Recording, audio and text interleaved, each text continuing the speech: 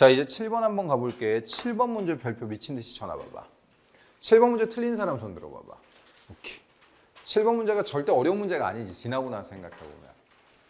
근데 이게 대량 학살이 일어난 이유는 내 새끼들이 뭔가 이렇게 벤담 하면 벤담 딱 이러고 밀 딱 요것만 갖고 있어서 요걸 조금만 확대하고 예시만 잘 들어주면 충분히 풀 수 있는 문제기는 해. 자, 위에 나와 있는 거 벤담 찾았어? 괜찮지? 밀 찾았어? 이건 어려운 거 없으니까 그대로 갈게. 위에 나와 있는 거 벤담이고요. 밑에 나와 있는 거 밀이야. 자, 그래놓고 밑에를 봐봐. 이런 문제 풀 때 항상 어떻게 푸는 거냐면 여러 번 보여줬었어. A, B, C 싹 지우고 A, B, B, C 다 지워. 그래놓고 그냥 원초적으로 봐. 1번부터 가볼게. 행복은 쾌락의 양의 증가를 통해서 증진될 수 있니? 양적 쾌락이 실현될 수 있니? 이 말이지. 그럼 얘 벤담 되지 않아? 밀도 양적 쾌락 플러스 질적 쾌락이지. 밀. 우선 여기서부터 문제는 확 잡히고 들어가. 그지? 저기서 만약에 벤담만 얘기하려면 행복은 쾌락의 양의 증가만을 통하여 증진될 수 있다. 이렇게 돼야지. 그지? 그러니까 이거는 벤담과 밀이야. 근데 내 새끼들이 만약에 기억선지를 골라냈다. 틀린 사람 몇 번 했는지 손으로만 체크해줘 봐봐. 2번, 1번, 4번, 2번. 그러니까 기억을 골라냈던 이유는 벤담한테 맞기 때문이야. 그치? 그러니까 기억 보고 A 보고 벤담 해가지고 기억 이렇게 가.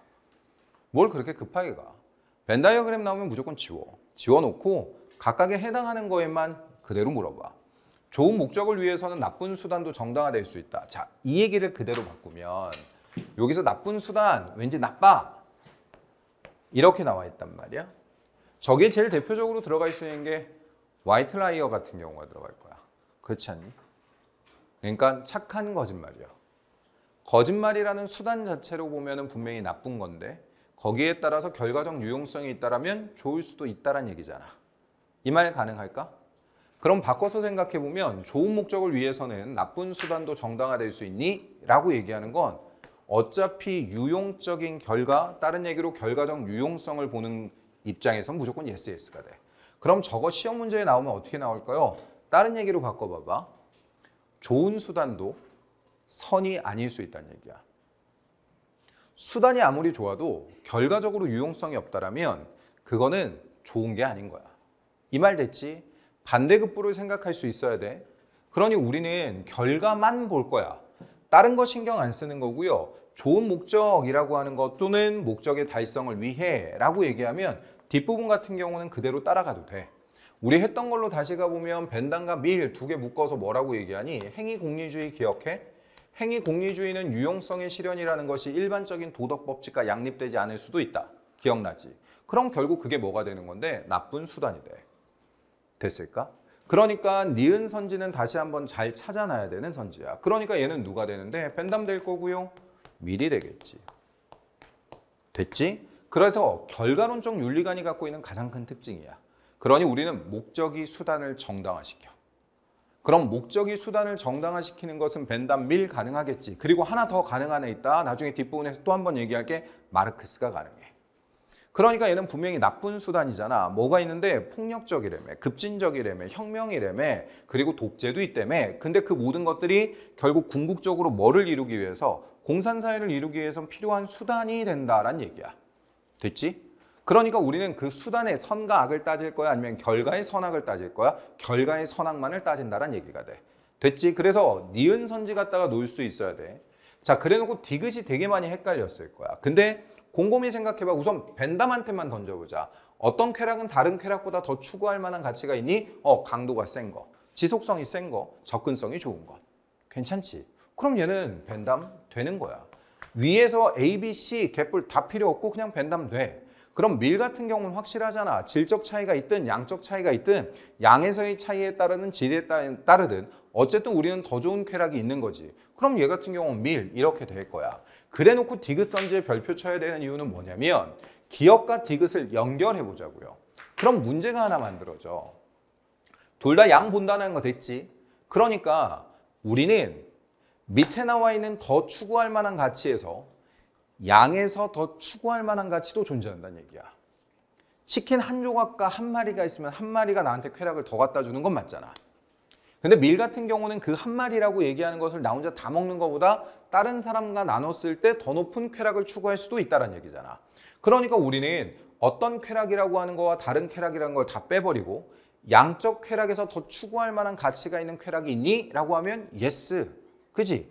그래놓고 마지막 리을 가봐. 저급한 쾌락은 어떤 경우에도 바람직한 쾌락이 아니다. 노가 되는 이유는 이렇게 한번 생각해 볼게. 얘는 어차피 저급한 쾌락이라 했으니까 쾌락의 질적 차이를 구분하는 거지. 벤담 빠지고 얘기해도 괜찮잖아. 그럼 얘는 밀만 얘기하면 될 거고요. 밀에서 노가 되는 이유. 나 3주 굶었어. 3주 굶어서 이제 딱 밥 한 공기 얻었어. 근데 24시간 단식한 애가 나도 배고파. 근데 얘를 띄워주는 것보다 내가 지금 당장 아사하기 직전이라서 내가 먼저 먹었어. 그럼 나는 다른 사람과의 이익을 나누지 않았으니까 저급한 쾌락이 될 수도 있지. 그러니까 배부른 돼지와 배고픈 인간을 놓고 봤을 때 나는 배부른 돼지처럼 행동할 수도 있어. 근데 나는 뭐야? 당장 내가 굶어 죽을 거잖아. 그럼 난 이 가치는 있어 없어? 있지. 그러니 개인의 쾌락이라는 것도 고려해야 된다는 얘기가 돼. 사회적 유용성만을 보는 건 아니란 얘기야. 사회적 유용성이 꼭 개인의 쾌락을 실현시키는 건 아니지만 개인의 쾌락도 고려해야 된다라는 게 전제 조건이 되는 거야. 이 말 됐지? 그거를 리을 선지에서 보이는 거고요. 밑에다가 적어놓으면 개인의 쾌락도 고려할 거라고요. 됐을까? 이렇게 얘기하면 정리 끝. 7번 문제 잘 봐도 7번 문제에서 밀 나왔는데 20번에 또 밀 나왔어. 그러니까 보여주는 패턴도 다르다고요. 그리고 8번 가보죠. 8번 봤더니 얘 같은 경우는 만약에 얘를 몰랐다라고 하더라도 약간 비문학처럼 풀 수 있었던 건 있지. 봤더니 뭔지는 모르겠지만 약간 매칭 시키면 될 것 같고요. 사랑하는 꽁꽁에게 내가 지난번 편지에서 질문한 인간의 어쩌고 나와 있어.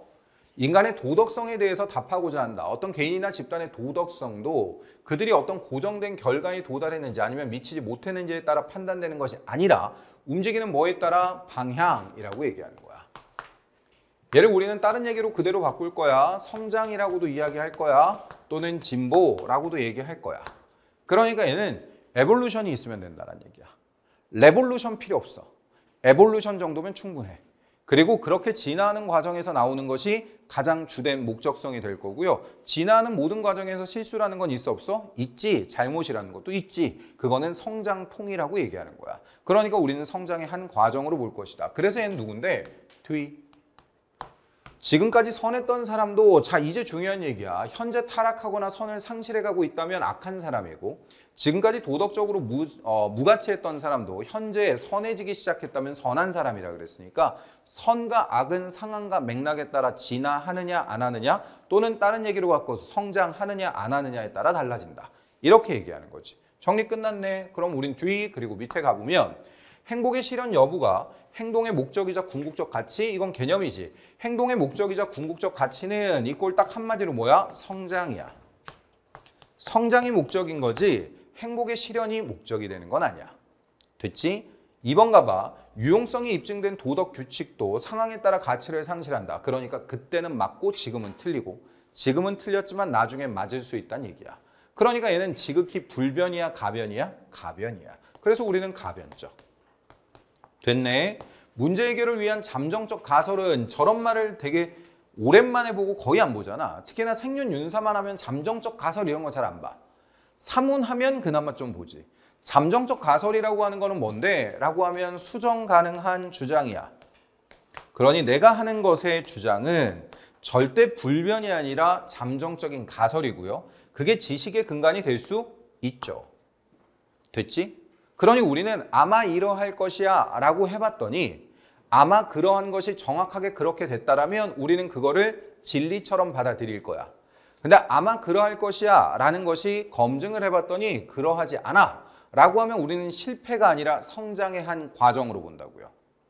됐지? 이거 잘 봐도 그 다음 4번 가봐. 행위의 도덕성에 대한 판단 기준은 지속적인 성품에 근거한 것이 아니라 문제 해결 능력이야. 그러니까 얘를 우리는 유용성 이렇게 얘기한다고요. 그러니 만약에 벤담 나왔어, 듀이 나왔어, 그리고 나오는 거 흉 나왔어. 그러면 만약에 벤담, 흉, 뒤가 나왔어. 시험 문제는 여기에 각각의 포인트를 물을 가능성은 없고요. 만약에 나왔다라고 하면 얘네 둘의 공통점이 나올 가능성은 있지. 그럼 우리는 뭐 볼 건데? 라고 하면 유용성을 고려할 거야. 됐니? 요거 포인트 다시 한번 집어넣고요. 오류 가능성이 있는 견해는 그러니까 이 말이 뭐랑 똑같은 말이 되니? 잠정적 가설은. 의미 있는 삶에 기여한다며요. 그지? 그러니까 얘는 잠정적 가설이라 하더라도 그것이 절대적으로 옳다, 그르다라고 판단할지 못할지라도 우리는 그 과정을 통해서 뭐 하는데 점점 나아갈 것이야 라고 얘기하는 거야. 그래서 내가 기업체 강연했을 때 제일 많이 써먹는 학자가 듀이야. 듀이 써먹기 되게 좋아. 그리고 듀이 같은 경우는 나한테 울림도 좀 커. 생각해보면 그렇잖아. 야, 우리는 지금 나아가고 있는 과정이야. 너한테 지금 나아가는 과정에서 무엇이 옳다, 그르다라고 이야기할 수는 없어. 근데 네가 조금 더 느리다라고 해서 실패했다라고 생각할 필요는 없어. 그게 어차피 우리는 그냥 성장의 과정이니까. 그러니 우리는 나중에 그를 통해서 문제를 해결할 수 있으면 돼. 근데 지금 옳다라고 생각하는 것을 계속해서 집착하지는 마. 그게 나중에는 틀릴 수도 있는 문제니까. 딱 이게 듀이의 입장입니다. 정리되셨지? 자, 그리고 9번 한번 가보도록 하죠. 중세야. 중세 동그라미 쳐놔봐. 고맙지? 중세 둘밖에 안 나왔어. 그럼 얘는 무조건 따라붙는 아이들은 아우구스티누스, 토마스 아퀴나스밖에 없고요. 위를 봤더니 사주덕이란 얘기 나왔네. 그러니 플라톤의 사상을 이어받았던 아이 나왔지. 그러니까 얘는 아우구스티누스라는 거 떨어뜨리면 될 거고요. 지성적 덕과 도덕적 덕, 품성적 덕, 우리 행위에 의해서 획득되지만 우리 안에 있는 특정한 자연적 원리에 의해서 발생하고요. 자연적 원리, 이걸 다른 얘기로 자연법은 신이 우리에게 주신 종교적 덕에 힘입어 우리는 초자연적인 목적, 신과의 합일이 내세에서 이루어지는 것으로 향하게 되어 있다. 얘 누구 되는 거 알아? 토마스 아퀴나스 되는 거 알 수 있겠지. 여기까지 됐을까? 자, 그래놓고 1번부터 시작해보자. 인간은 이성만으로도 자신의 유한성을 초월할 수 있다. 그럼 뭐야? 신. 그지? 자기가 신이란 얘기야. 그러니까 얘는 너. 자신의 유한성을 초월할 수 있는 건 오직 뭐로 인해서만 가능하니? 신의 은총을 통해서만 가능할 거야. 이 말 됐지? 죄악은 불변하는 선을, 자, 그럼 불변하는 선이라고 하는 거 다른 얘기로 바꾸면 뭐가 되는 거야? 신의 섭리요.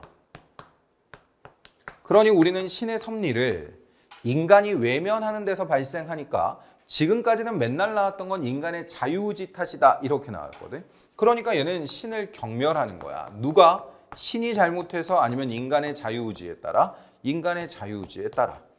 그러니까 바꿔서 얘기하면 결국 이 세상에 악이라는 건 존재해 안 해? 안 해. 악이라고 얘기하는 것은 절대적인 선이라고 하는 신의 뜻을 경멸했던 인간의 잘못이 되는 거고요. 그래서 우리는 악은 뭐라고 얘기해? 선의 결핍 이렇게 얘기하는 거야. 정리됐지? 3번 가볼게. 자연법은 영원하며 여기까지 잘라봐. 모든 피조물이 준수해야 될 법칙이다 라고 얘기했을 때 첫 번째 두 가지를 보셔야 된다는 게 보여. 첫 번째 자연법이 영원하니 이거 봐야 될 거고, 자연법이라고 하는 것이 모든 피조물이 준수해야 될 법칙이니 이걸 볼 거야. 자연법이 영원하면 그건 영원법이지. 영원법으로부터 비롯됐기는 했고 이성을 통해서 인식한 영원법이라고 하는 걸 자연법이라고 얘기하지만 자연법 자체는 안에 있는 불변의 진리인 건 맞아. 근데 그게 영원하다라고 얘기할 수는 없죠. 첫 번째 이거 잡아야 되고, 두 번째 가볼게. 자연법이 모든 피조물이 준수해야 돼? 아니면 오직 인간이 준수해야 돼? 인간이 준수해야 돼. 됐지? 근데 자연법의 내용을 보면 3번 1로 뺏어가 보자. 자연법에 나오는 첫 번째 뭐 있니? 자기보존. 두 번째 나오는 거 뭐 있어? 종족보존. 세 번째 나오는 거 뭐 있니? 신과 사회에 대한 논리적 탐구. 이렇게 얘기하지 않아? 됐지? 그러면 자기보존 같은 경우는 인간만 들어가? 아니야. 인간도 들어가고요. 동물도 들어가고요. 식물도 들어가. 그러니 6월 모평에 저게 나왔다는 얘기는 저렇게 굳어서 그냥 개념을 가져가. 그럼 나중에 수능 때 틀리게 해줄게. 이 얘기밖에 안 되는 거고. 그러면 인간 외 존재도 자연법에 적용을 받는 경우는 있어 없어? 있지. 근데 잘 봐야 되는 건 자연법에 적용을 받는 거야? 자연법의 내용에 적용을 받는 거야? 내용에 적용을 받는 거야. 자연법은 오직 인간 거라고요. 됐지? 근데 우리는 자연법의 내용이 인간 외 존재랑 겹치는 부분이 있고요. 종족 보존 같은 경우는 누가 가능한데? 라고 하면 인간 가능할 거고요. 동물 가능할 거니까 인간 외 존재랑 겹치는 부분이 있어. 근데 만약에 신가사회에 대한 논리적 탐구도 인간 외 존재가 들어가면 자연법은 인간에게도 적용되고 인간 외 존재도 적용된다라고 얘기하겠지만 얘는 누구밖에 안 돼? 인간밖에 안 돼요. 됐지? 그래서 틀린 얘기야. 저 선지 꽤 괜찮은 선지고요. 다시 한번 정확하게 잡아놔. 4번 가볼게. 삶의 궁극적인 목적은 그러면 신과의 합일, 우리는 내세의 천국에 들어가는 거야. 신 존재를 철학적으로 증명하는 것이 아니라 우리는 신과의 합일이지. 분명한 건 우리는 철학적으로 증명 가능하니 가능하지. 근데 삶의 궁극적인 목적은 신의 존재를 증명하는 게 아니라니까. 신과의 합일이 이루어질 거고요. 내세에서 천국에 들어가는 게 궁극적인 목적이 돼야지. 라스트 가볼게. 참된 행복은 됐지. 그럼 우리는 신과의 합일 어디에서만 가능해? 내세에서만 가능하고요. 신의 은총으로 yes, no, yes. 현세에서 no. 됐지? 그러니까 저 말 딱 한마디를 제외하고 모두 다 맞다는 얘기야. 그러니 지금 보면 우리는 내세에서 신의 은총으로 신과의 합일이 이루어지면 이제 여기서 하나만 더 가보자 얘들아. 종교적인 덕이 있고 도덕적인 덕이 있고 신의 은총이 있어야 되는데 종교적인 덕에서 믿음, 소망, 사랑이 있었어. 그중에 우리는 참된 행복이 신과의 내세의 합의를 통해서 이루어지면 소망 사라질 거고요. 그리고 믿음 사라져도 상관없지만 뭐는 증폭돼? 사랑은 증폭돼. 됐지? 요거 다시 한번 잘 잡아놔. 지금 나와 있는 요 문제 꽤 괜찮은 문제니까 정리 끝. 자, 그리고 10번 한번 가보죠. 10번 중국 유교 사상가야. 중국 유교 사상가의 밑줄 거져 있니? 안 거져 있으면 지금이라도 커. 중국 유교 사상가 나오면 딱 둘밖에 없어. 그지? 주자, 양명. 그러니까 카테고리를 정하기 위해서는 무조건 발문 먼저 보셔야 된다는 얘기고 위에 누군지는 모르겠지만 어쨌든 주자, 양명 둘을 제외하고는 아예 나올 가능성이 없다라고 생각하면 돼. 근데 우리 그림 그렸던 거 기억하시지? 그림 그렸었어. 그림이라고 얘기하긴 뭐하다라고 하면 할 말은 없지만 우리는 분명하게 엄마 이렇게 했었고 그리고 이쪽에 왕 얘기했었고 그래놓고 각각의 관계들 적었던 거 기억해? 그래서 주자 같은 경우는 이렇게 얘기했어. 주자 노란색으로 가볼게.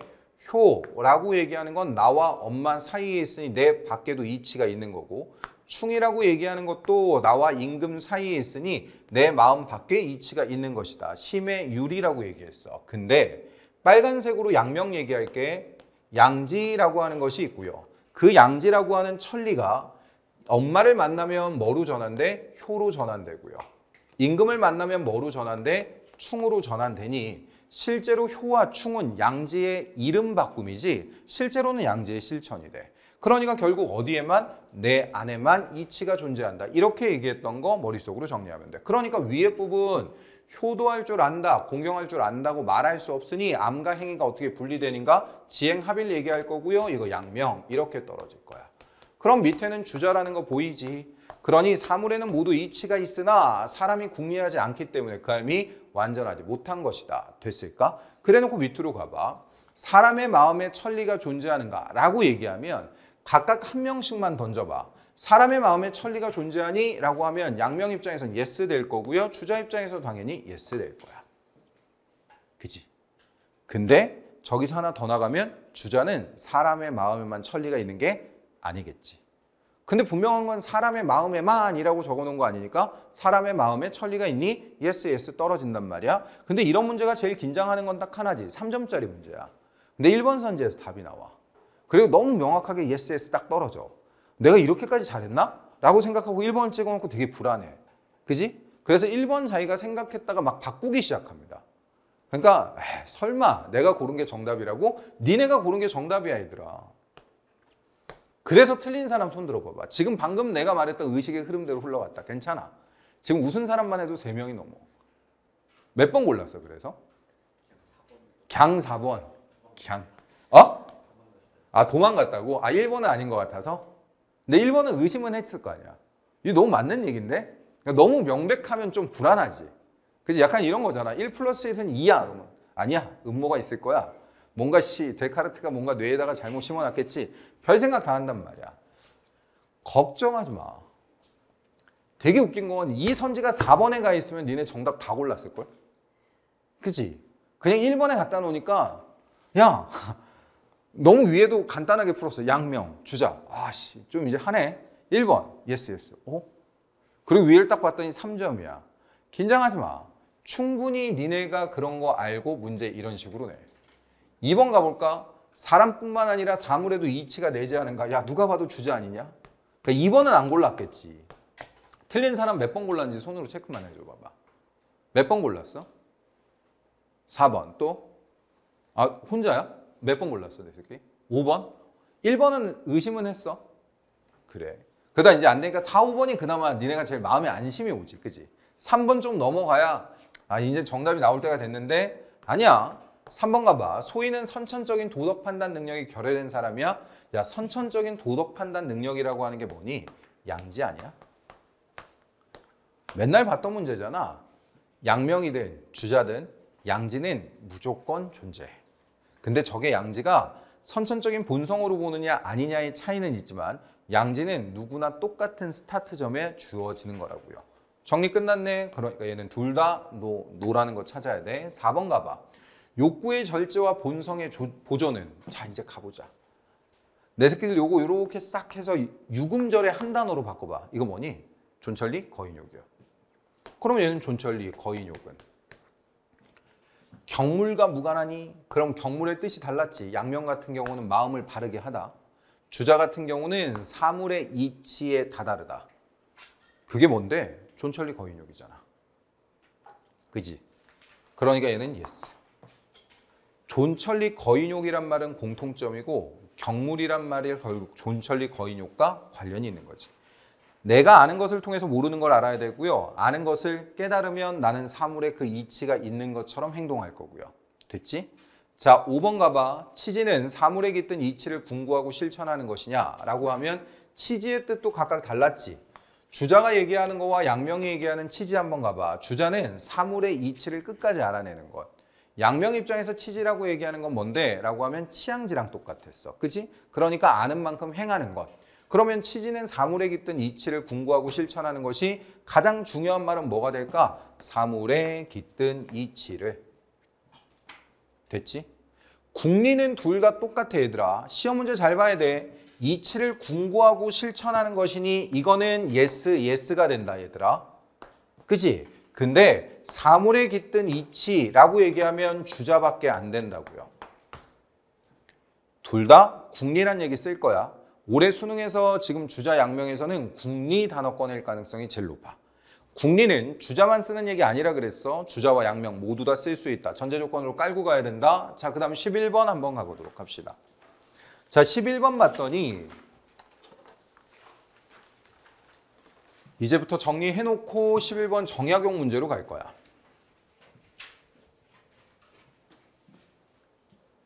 자, 이제 11번 한번 가보죠. 11번 문제 정약용이 단독으로 나오면 무조건 문제는 어려워져. 정약용이 이왕 2랑 붙으면 문제가 단서설, 단시설 너무 편하게 나오는데 지금처럼 정약용이라고 해서 딱 단독 문제로 출제되는 순간 그때부터는 정약용의 모든 거를 다 털어내야 돼. 다음을 주장한 한국 유교 사상가야. 한국 유교 사상가라고 하는 타이틀 걸 수 있는 건 이황, 이, 정약용 셋밖에 없다고요. 그치? 그러면 이황 문제가 나왔다라고 해. 그럼 얘들아 밑에 문제가 이 문제가 나와야지 가능해. 그러니까 위에 거로 그냥 문제 유형만 봐도 정약용은 떨어뜨려야 돼. 그래놓고 밑에 거를 그대로 가볼게. 영지의 기호 괜찮지. 선을 지향할 수 있는 실제적 이치이다. 그러면 영지의 기호는 선을 지향할 수 있는 경향성이어야지. 다른 얘기로 바꾸면 기호여야지. 실제적 이치는 아니죠. 실제적 이치라고 하는 건 뭡니까? 라고 하면 내가 좋아하고 싫어하는 것이 아니라 내 마음속에 선 또는 악이 존재한다는 얘기야. 그러니까 얘는 실체, 절대 변하지 않는 무언가의 이치가 있니? 아니야. 나한테는 이치가 있어? 기호가 있어? 기호가 있는 거지. 그래서 no. 사람은 이법적이란 얘기를 써서 내가 약간 출제진이 바뀐 것 같아 라고 얘기를 한 게 저걸 쓰는 건 딱 3월 학평 그리고 EBS야. 3월학평과 EBS 두 군데서만 거의 그렇게 써. 그러니까 이게 교수들이 우르르 들어오면 약간 저런 단어들을 배제해. 왜냐하면 저거는 한자에서 의미하는 바가 뭔지 정확하게 알아야지만 되는 거거든. 근데 이걸 한 줄로 맞추려 그러면 원래 저걸 어떻게 써야 됩니까? 원리로서의 법칙, 그래서 원리와 법칙이거든. 사람은 원리와 법칙적 도덕 본성이 없으나 덕을 행할 수 있다란 말이 만들어져야 돼. 그럼 문장이 길어지잖아. 그리고 좀 늘어지잖아. 그러니까 이걸 확 줄이는 게 입법적이 돼. 근데 입법적이라고 얘기하면 원리라고 생각하면 돼. 그러면 사람한테 갖고 있는 건 원리야 아니면 경향성이야? 경향성이지. 그러니 우리는 원리로서의 도덕 본성이 없으나 예스, 그러니 사덕 이런 거 없잖아. 근데 뒤를 봤더니 덕을 행할 수 있니? 다른 얘기로 바꾸면 덕을 형성할 수 있는 능력이 있니? 이 말이야. 그러니까 우리는 선택할 거고요. 그에 따라서 계속해서 실천할 거고요. 그에 따라 책임도 내가 질 거라고. 됐니? 요거 포인트 다시 한번 집어넣어야 돼. 디귿가봐. 인간은 선을 택해. 선을 택한다라고 얘기했으니까 그대로 적어놓으면 자주직권. 이렇게 먼저 머릿속으로 떠올려야지. 실천할 수 있는 주체적인 능력을 타고났다. 괜찮지. 그게 자주직권이야. 자주직권은 선천이야, 후천이야? 선천이야. 선천인 건 맞는데 본성이 아니야? 아니야. 그냥 우리는 권능이야. 그러니 우리는 선천적 권능이라고 얘기하고요. 선천적 권리라고 얘기하고요. 선천적 능력이라고 얘기한단 말이야. 이제부터 제일 중요한 얘기로 가볼게. 그럼 얘들아, 인간은 자주직권을 통해서 선을 선택했고 실천한다 그랬으니까 여기서 그대로 가봐. 택했지, 실천했지. 그래서 우리는 그 능력을 갖고 있는 존재가 되는 거지. 근데 우리는 그 능력 발휘 안 하면 누구 탓? 내 탓. 그러니까 얘는 죽었다 깨나도 내 탓이오, 내 탓이오, 내 탓이오니 들어가는 거지. 그러니 얘는 무조건 덕의 형성의 능력을 갖고 있으니 덕의 형성 여부라는 것은 누구에 의해서 결정돼? 나에 의해서 결정될 거고요. 그 여부에 따른 책임은 누가 되는 거야? 나. 그러니 책임의 주체가 매우 명확하다는 특징을 갖고 있지. 됐을까? 그러니 우리 했던 거 기억해. 정약용 원래 종교 뭐라고? 서학이라고. 천주교라고. 그러니까 얘는 하늘이라고 하는 거 무슨 천으로 봤어? 상제천. 그러니 상제의 뜻을 따를지 말지는 누가 결정해? 내가 결정해. 그러니까 결국 그 모든 것은 누구 탓? 내 탓. 그러니 내 탓이오, 내 탓이오, 내 탓이오니. 됐지? 마지막 리을 한번 가볼게. 얘라는 성은 얘라는 성. 잘라봐. 정약용 입장에서 이미 놓여. 그치? 인이해지는 본성이 아니야. 후천적으로 만들어진 덕이지. 그러니까 얘는 천리도 아니야. 그러니 얘라고 하는 것은 천리 아니고요. 본성 아니고요. 성은 뭐밖에 없어? 경향성밖에 없어. 근데 성이라고 하는 거 다시 나눠봐. 인간이 갖고 있는 본성을 짐승도 갖고 있는 거 있니? 있지. 그게 뭔데? 형구의 기호요. 여기까지 따라가야 돼. 사양지심을 발현되는 시초가 될 수 있다. 이것도 바뀌었지. 사양지심의 확충을 통해서 우리는 뭐가 만들어져야 돼? 사덕이 만들어져야 돼. 그러니까 사양지심이 무엇으로 인해서 만들어지는 건 아닌 건 얘는 선천이니까. 됐지? 그러니 선천적인 도덕적 마음은 있다. 하지만 도덕적 본성은 존재하지 않는다. 여기까지 정리되면 되겠지. 정답 몇 번? 3번. 정약용 문제가 단독으로 나오면 무조건 신경 써서 봐두셔야 된다. 정리 끝. 그 다음 12번 한번 가보도록 합시다. 12번. 위에 나와 있는 거 누군데? 라고 하면 휴움. 밑에 나와 있는 거 누구? 라고 하면 칸트. 근데 흉치고는 지문 자체가 좀 약하지. 그러니까 이거 흉이라고 잡기는 잡았는데 좀 헷갈려요 라고 하면 얘를 우리는 도덕 감정론 이렇게 보는 거야. 그러니까 위에 거 보면은 도덕은 행동과 감정에 영향을 미치기 때문에 이성에서 유래될 수 없다. 그러니까 우리는 이성적인 걸로 안 본다는 얘기야. 이성 홀로는 그와 같은 영향력을 전혀 가질 수 없기 때문이다. 따라서 도덕성의 규칙은 결코 우리 이성의 결론이 아니라 뭐에 따라서 감정의 결론이다. 그러니 도덕은 판단되는 것이 아니라 느껴지는 것이다. 대신에 이성의 역할은 있다 없다? 있다. 라고 얘기하는 흉이야. 밑엔 누군데? 라고 하면 칸트요. 됐지? 자, 그래놓고 밑에부터 시작. 자신의 이익을 충족하는 행동은 선한 행동이 될 수 있지. 왜냐면 실제로 자신의 이익을 충족하는 행동이라고 했어. 그리고 선한 행동이라고 나와 있어. 그럼 거기서 나와 있는 말을 그대로 가봐. 주관적인 감정이란 얘기가 나와. 그러면 주관적인 감정에 따라서 충족하는 행동은 선한 행동이 될 수도 있지. 왜냐하면 내 주관적인 감정이 도덕적인 감정과 일치하면 되잖아. 됐을까? 그러니까 요즘 와서 좀 핫 이슈가 되는 아이템들이 있잖아. 그러면 예를 들어서 뭐 우리나라가 뭐 석유가 난대, 아니면은 우리나라가 아니야 조심해서 얘기 잘하고 있어. 석유가 난대, 석유가 이제 나서 곧 이제 뚫어보겠대 한번. 그래, 오케이. 근데 만약에 내가 바닷가 한가운데 섬을 갖고 있었어. 근데 사람들이 와 우리나라도 산유국이 되면 좋지 라는 공감의 능력을 갖고 있다라고 쳐봐. 근데 내 이익이라고 하는 것이 공감의 능력과 일치할 수도 있잖아. 두 번째, 요즘 좀 공분을 사고 있는 것 중에 하나가 20년 전에 있었던 밀양 성폭행 사건이 있었고, 그 성폭행 사건의 가해자들에 대해서 지금 약간의 사적 제재가 이루어지고 있단 말이야. 그래서 사적 제재가 이루어져야 되느냐 말아야 되느냐의 문제에 대해서 되게 갑론을박이 많을 거야. 분명히 그 사건에 대해서 공분을 가져오는 것도 맞고 거기에 대해서 불쾌감을 느끼는 것도 맞아. 그리고 저거는 반드시 뭔가의 사회적인 처벌이 있어야 됨도 누구나 인정을 해. 근데 바꿔서 생각해보면 한 가지를 더 생각해야 되는, 그래서 사적 제재가 맞냐, 이거는 완전 다른 문제가 돼. 그지? 그러니까 사적 제재가 허용되는 순간 공권력이 무너질 거고, 두 번째 되게 큰 문제 중에 하나가 그게 만약에 잘못된 정보였을 경우 그 뒤에 있는 걸 누구도 바로잡지 못해. 그러니까 만약에 가해자들을 처벌하겠다라고 해서 가해자의 신상을 막 오픈했다라고 쳐봐. 근데 알고 봤더니 전혀 다른 사람의 사진이 올라갔다라고 쳐보자고. 이건 완전히 다른 문제로 가거든. 그러니까 그 두 가지에 대한 감정들도 되게 많은 것들이 있을 거야. 그러면 그것이 일치하는 순간이 있고 일치하지 않는 순간이 있겠지만 분명히 선한 행동이 될 수도 있기는 해. 됐지? 요거 다시 한번 봐야 돼. 두 번째, 정념의 목적과 그 수단을 성정하는데 이성은 무능력한 것이 아니라 이성이라고 얘기하는 건 감정의 뭐가 돼? 시녀가 된다. 이렇게 얘기하지. 또는 노예이다라고 얘기할 거야. 그러니까 무조건 경험주의에서 이성의 역할은 있다 없다? 있다란 얘기가 될 겁니다. 세 번째 가봐. 자유는 보편타당한 정언명령이 존재할 수 있는 근거이다. 내 새끼들 3번 때문에 헷갈리긴 했지. 4번이랑 3번 두 개가 제일 헷갈렸을 거야. 그러면 3번, 4번을 이제부터 봐봐. 4번 가보자. 선의지는 제한이 없어.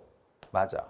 선에 그 자체로 선하니까. 그러니까 어떤 조건도 없어야 돼. 맞아. 선한 것이 맞아야 돼. 그러니까 뒷말이 틀렸어. 어떠한 조건도 없고 제한도 없고 그 자체로서 선이야. 그러니까 얘는 아주 고귀한 절대적 존경심의 대상이 돼. 이것만 기억하면 돼. 자, 그리고 5번 먼저 끝내볼까? 보편적인 인류애가 도덕 법칙을 수립하는 기초야. 칸트 입장에서 환장하는 건 보편적 인류애 무시하는 거 아니야. 근데 얘는 자연적 경향성이지. 그럼 자연적 경향성은 도덕 판단의 근거로서 작용할 수는 없는 거야. 됐지? 그러니까 얘는 NO 이렇게 떨어질 거고요. 갑은 이거 안 봐도 상관없습니다. 근데 3번 봐봐. 자유는 보편타당한 정언명령이 존재할 수 있는 근거이다. 칸트 할 때 했던 거 기억해봐. 인간의 특징은 두 가지가 있다. 첫 번째 이성적인 존재로서의 실천 이성. 두 번째 자율적인 존재로서의 자유의지. 기억나? 거기에 플러스 우리는 보편적인 도덕 법칙이라는 걸 따라야 되는데 보편적인 도덕 법칙은 뭐가 되는데 자율적 명령체계이다. 혹시 기억하시나? 그래서 내가 이런 얘기도 꺼냈었는데 갑과 을과 병이 있었고요. 얘네들이 각각 갖고 있는 자율성, 그에 따라서 이루어지는 선택의 행위의 기준들. 그거를 우리는 A, B, C, D, E, F 잡았을 때 우리는 보편적인 도덕 규칙인 뭐만? G만을 보편적인 도덕 법칙에 따른다라고 얘기한다. 근데 얘는 갑에 있어서도 자신의 자유의지에서 벗어나지 않고 을에 있어서도 자유의지에서 벗어나지 않고 병에 있어서도 자유의지에서 벗어나지 않으니 우리는 자율적 명령이라고 얘기한다. 여기까지 기억나시지? 그러니까 3번은 자유는 보편타당한 정언명령이 존재할 수 있는 근거가 되는 건 보편타당한 정언명령 밑줄 그어놔봐. 이거 다른 얘기로 바꾸면 보편화 가능한 준칙 아닐까? 됐지? 그러니 우리는 보편화 가능한 준칙의 근거를 삼을 거래. 이 말이야. 그래서 생각보다 그닥 어려운 문제 아니야. 근데 4번 다시 한번 꼭 기억해. 어떠한 제한도 없고요. 어떠한 조건도 없어요. 왜냐하면 조건이 있으면 뭐가 생기니? 가언명령이 돼. 그치? 뭐뭐 한다면 나는 뭐뭐 할 것이다 라고 하는 가언명령이 된다고요. 여기까지 정리됐을까? 넘어가도 되지? 13번 한번 가보죠. 13번은 괜찮았지. 괜찮았어.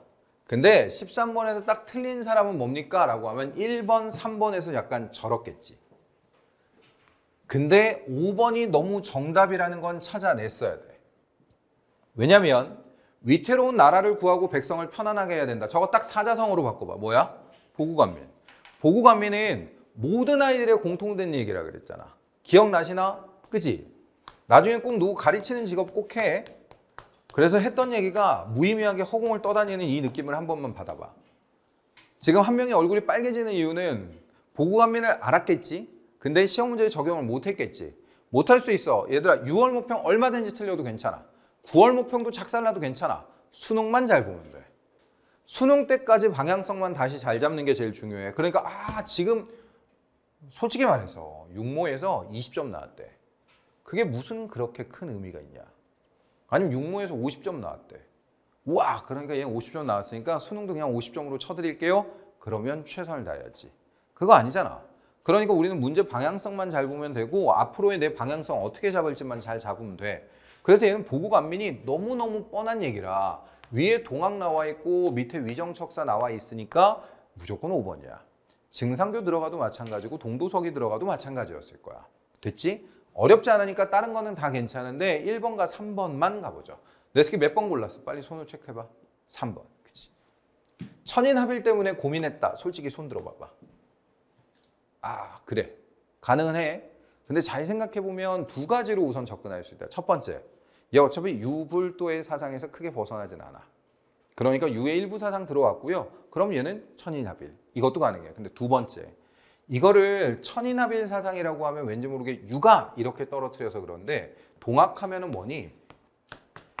인내천 아니야? 이꼴 인간이 곧 하늘이라는 뜻이 되지. 그러니까 우리는 시천주 사상, 사인 여천 이런 얘기 꺼냈단 말이야. 그러면 얘나 다를 바는 없지. 그럼 얘는 인내천 사상을 극복하고 이 말이랑 똑같아. 그래서 틀린 이야기.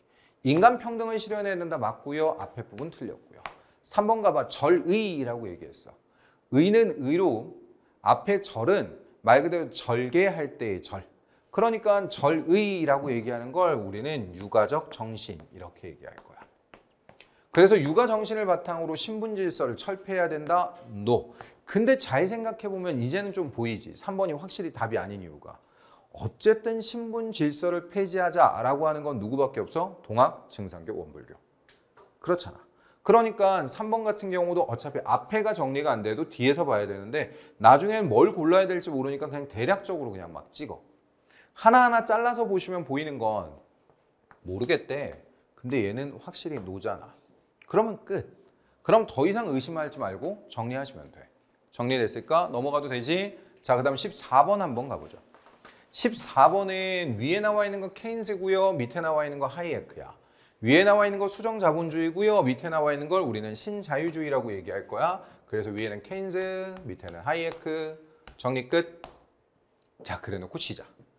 간과한다라는 얘기가 나오면 무조건 뭐 하라고? 간과한다. 앞에 잘라. 그래야지. 그래야 우리는 양쪽을 보니 안 보니 이런 거 신경 안 쓰지. 어차피 얘는 방향성에 맞춰서 yes, no만 찾으면 된다는 거 아니야? 자, 그럼 이제부터 시작. 우리는 케인즈부터 시작하고 하이에크 그대로 따라갈 거야. 실험 문제 해결을 위해서 정부 역할 확대가 필요함. 케인즈 뭐라고 얘기할까? yes. 하이에크는 정부 역할을 줄이자라고 얘기할 거야. no. 끝. 됐지? 그럼 정답 몇 번? 1번. 이러면 돼. 그러니까 1번이 정답이라고 생각되면 얘들아 과감하게 한번 해봐. 2번, 3번, 4번, 5번 보지 말아봐.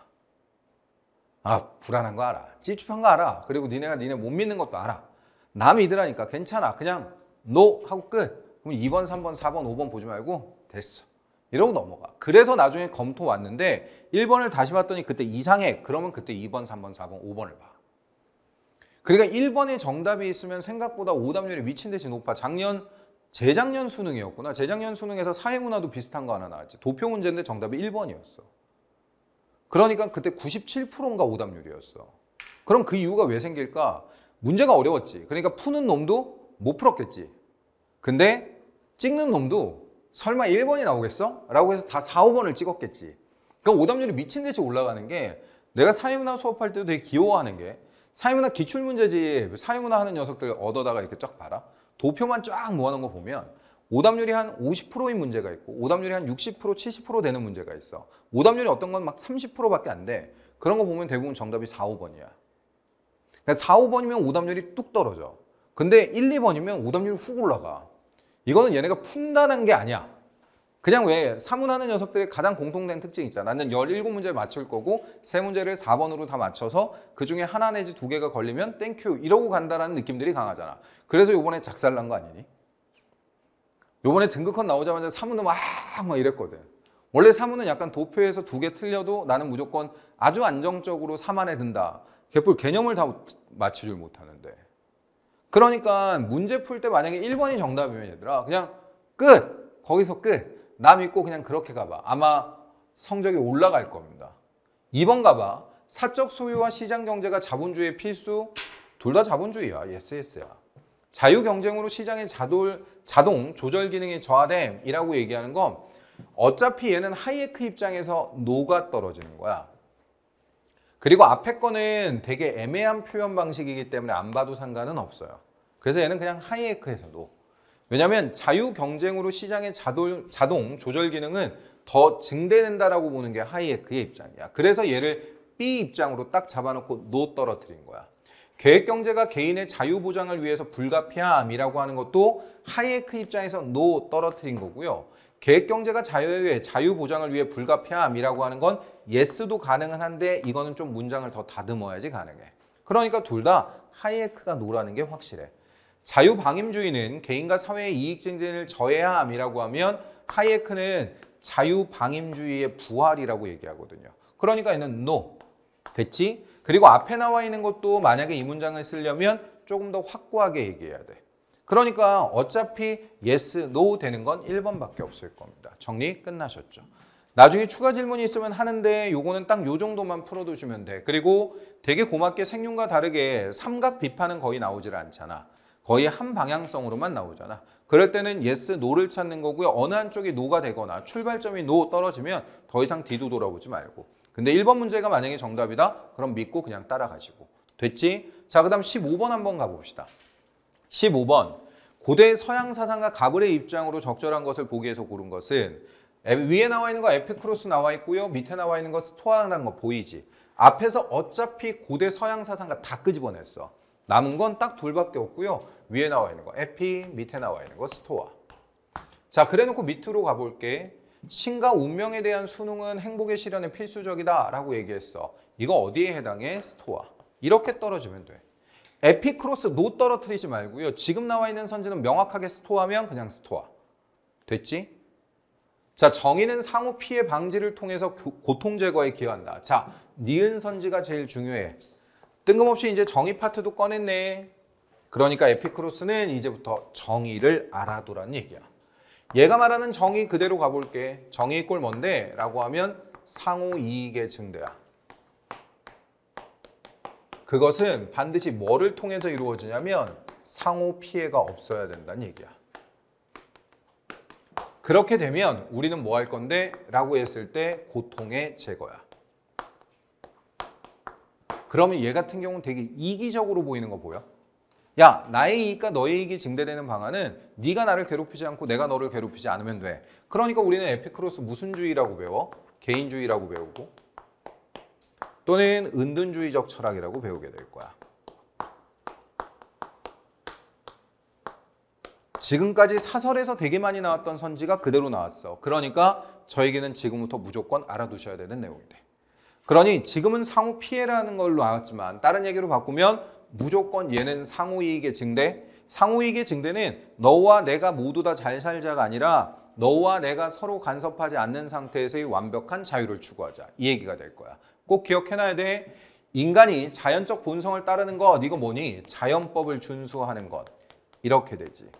그러면 자연법을 준수하는 것은 이성에 어긋나니? 라고 하면 아니, 그게 로고스에 대한 수능 아니야?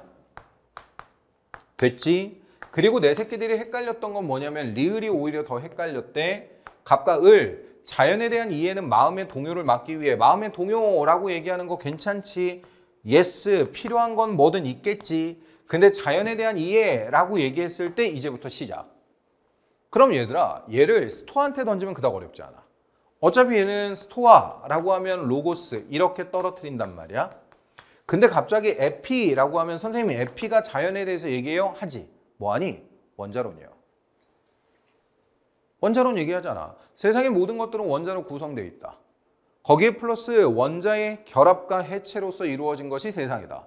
그러니까 우리는 원자론이라는 것에 대한 이해가 있으면 우리는 마음의 동요를 막을 수 있니? 있지. 스토아는 운명으로 받아들일 거고요. 에피크로스는 죽음이 아무것도 아니라는 걸 알게 되니까. 그리고 만약에 해석을 달리 해주면 어떻게 가능합니까? 라고 하면 자연이라고 하는 걸 에피크로스를 쾌락 추구라고 가보자. 인간은 누구나 쾌락을 추구하는 성질이 있으니 그 쾌락의 실현을 통해서 마음의 동요를 막을 수 있니? 예스 될 거야. 두 번째, 스토아 같은 경우는 얘가 바라보는 자연이라고 하는 걸 쾌락 대신에 뭐로 보면 될 건데 로고스의 수능이니까 얘는 운명, 다른 얘기로 필연성, 위에 나와 있는 얘기 그대로 나오는 거지. 그러니 자연이라고 하는 건 필연적 법칙에 의해서 만들어졌다면 우리는 뭐 할 수 있다고? 마음의 동요를 막을 수 있다고. 여기까지 정리됐을까?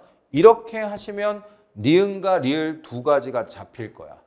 그러니까 15번 문제가 생각보다 어렵게 느껴지는 경우가 꽤 많았던 건 두 가지 선지가 헷갈렸는데 그 두 가지 선지를 모아놓은 게 정답이야. 그지? 그러니까 기억과 디귿을 날리는 게 필요하지. 지금은 수능 때까지 무조건 개념을 완벽하게 잡아야 되지만 막말로 얘기했을 때 수능 당일날 가면 찍기라도 해야지. 갑자기 난 이거 모르는 선지고 모르는 내용이니까 그냥 백지로 낼래 이러진 않을 거 아니야. 그러면 확실하게 아닌 것만 먼저 제끼리 해야지. 그러면 기억 디귿은 날라갔어야 되는 문제야. 그래서 니은 리을로 답을 귀결시키는 게 필요한 문제가 될 겁니다. 됐지? 잠깐 쉬었다가 가보도록 하죠.